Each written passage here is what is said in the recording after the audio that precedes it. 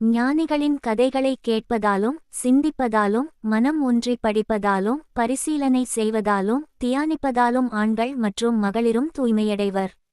பிரேமை சிறிதும் இல்லாத மனிதனே இல்லை. ஒருவருக்கு ஒன்றின் மேல் பிரேமை, மற்றவருக்கு வேறொன்றின் மேல் பிரேமை. எதை பிரேமை செய்கிறார்கள் என்பது தான் மக்களிடையே வேறுபடுகிறார்.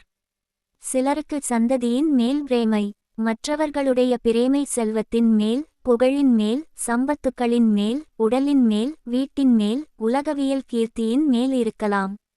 சிலருக்கு அறிவை விருத்தி செய்து கொள்வதில் பிரேமை. ஒருவர் விஷய சுகங்களில் தாம் செலுத்தும் பிரேமை அனைத்தையும் ஒன்று சேர்த்து வடித்து இறைவனின் பாதங்கள் என்னும் அச்சில் ஊற்றிவிட்டால் அது பத்தியாக மலரும்.